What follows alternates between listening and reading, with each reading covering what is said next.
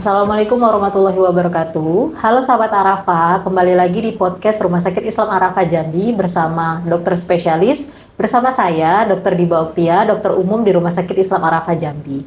Ini adalah episode pertama kita tentang diabetes.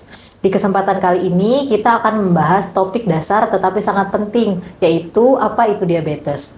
Saya ingin sahabat Arafah semua memahami apa sebenarnya diabetes itu, mengapa perlu dikelola dengan baik, dan bagaimana mengenali tanda-tanda sejak dini. Ini adalah langkah awal yang penting dalam pengelolaan diabetes yang baik. Di samping saya telah hadir Dr. Aiwar Zamri, spesialis penyakit dalam, konsultan endokrin, diabetes dan metabolik. Assalamualaikum dokter. Waalaikumsalam warahmatullahi wabarakatuh.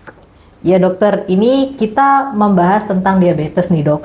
Nanti ada beberapa pertanyaan dari saya dok. Ya. Kita mulai ya dok. Dari pertama ya dok. Diabetes itu apa ya dok? Baik, diabetes itu adalah suatu penyakit metabolis kronis yang terjadi akibat gangguan dalam produksi atau efektivitas insulin di dalam tubuh. Insulin adalah hormon yang diproduksi oleh pankreas yang berperan dalam membantu sel tubuh menyerap glukosa atau gula dari darah yang digunakan sebagai sumber energi untuk tubuh kita. Jika insulin tidak diproduksi dengan cukup atau tidak bekerja dengan efektif, maka kadar gula dalam darah akan meningkat. Inilah disebut dengan hiperglikemia, yang menjadi ciri utama dari diabetes mellitus. Jadi diabetes itu istilah awamnya dikenal dengan sakit gula, ya, atau kencing manis. Nah, itu dia. Baik. Kita mengenal beberapa jenis diabetes yang selalu menjadi bahasan di dalam masyarakat. Ada diabetes basah, diabetes kering, tapi itu sebenarnya nggak ada ya. Nah, diabetes itu ada beberapa tipe yang kita kenal. Yang di dalam medis diketahui ada diabetes yang disebut tipe 1. Ini terjadi karena kerusakan sel beta pankreas yang bersifat autoimun. Tentu kalau dia mengalami kerusakan, akibatnya produksi insulin menjadi sangat sedikit atau bahkan tidak ada sama sekali pada pasien-pasien yang diabetes tipe 1 ini. Biasanya ini terjadi masa kanak-kanak atau usia muda, tapi bisa juga muncul pada usia berapapun. Penderita di sini memerlukan terapi insulin seumur hidup karena insulin di dalam tubuhnya itu sangat berkurang atau tidak ada sama sekali. Karena yang bekerja mengendalikan gula, menyebabkan gula masuk ke dalam sel itu adalah insulin. Jadi obat-obat yang dipakai selama ini untuk diabetes kerjanya itu hanya memaksa sel beta pankreas untuk menghasilkan insulin. Kemudian yang kita kenal yang kedua adalah diabetes tipe 2. Ini paling umum terjadi, hampir 90% diabetes tipe 2 terjadi pada dewasa. Tetapi saat ini mulai banyak ditemukan pada usia muda akibat pola makan dan gaya hidup yang tidak sehat. Ini terjadi karena resisten insulin, artinya sel tubuh tidak peka terhadap insulin. Kemudian dan gangguan sekresi dari pankreas, karena pankreasnya rusak, produksi insulinnya kurang. Nah, jadi faktor risiko utama untuk terjadinya diabetes adalah kegemukan atau yang kita kenal dengan obesitas. Itu yang pertama, kemudian kurang aktivitas dan riwayat keluarga dengan diabetes.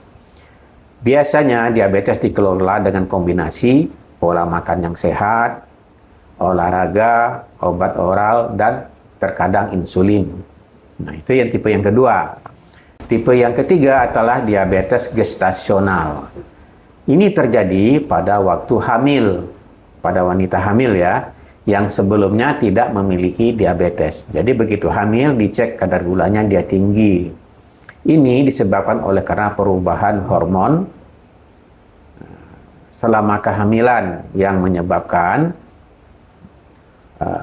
resistensi dari insulin. Biasanya akan membaik pada pasien diabetes gestasional ini setelah melahirkan. Tetapi ini meningkatkan risiko ibu terkena diabetes tipe 2 di masa mendatang. Oke dok, kemudian dok ada pertanyaan selanjutnya nih dok. Ya. Kenapa diabetes tuh perlu ya dok dikelola dengan baik?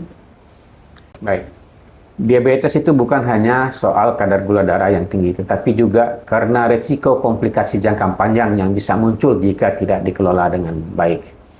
Jadi inilah yang perlu kita waspadai pada pasien-pasien diabetes. Apa saja komplikasi jangka panjang yang sering muncul pada diabetes adalah pertama, komplikasi ke ginjal. Diabetes yang tidak terkontrol bisa merusak pembuluh darah kecil-kecil yang ada di ginjal, sehingga menyebabkan kerusakan ginjal dan menyebabkan gagal ginjal yang ujung-ujungnya nanti pasien akan mengalami cuci darah.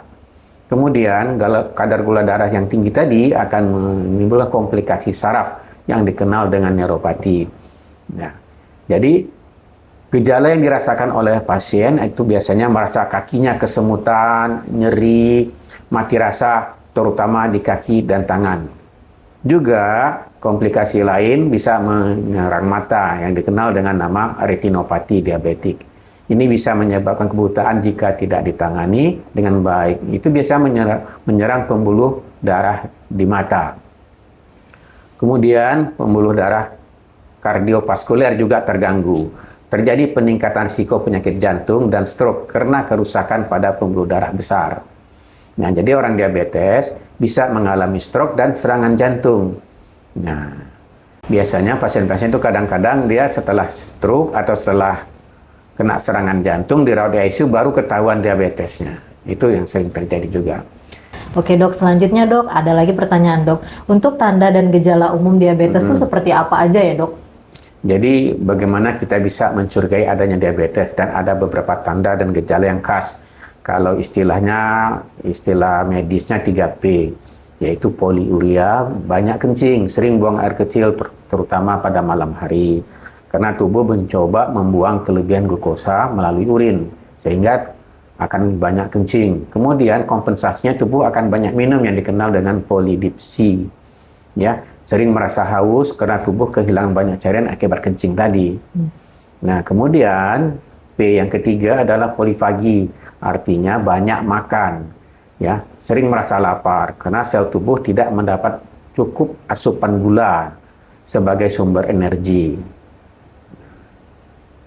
Ada gejala lain yang sering muncul adalah sering penurunan berat badan yang tidak diketahui penyebabnya, ya. Kemudian meskipun makannya banyak, tubuh tetap kehilangan berat badan. Nah, karena di sini sel tidak bisa menyerap gula yang ada di dalam darah dengan baik. Tentu gula ini akan menumpuk di dalam darah. Sedangkan gula ini harus normalnya diserap ke dalam sel, diolah menjadi energi.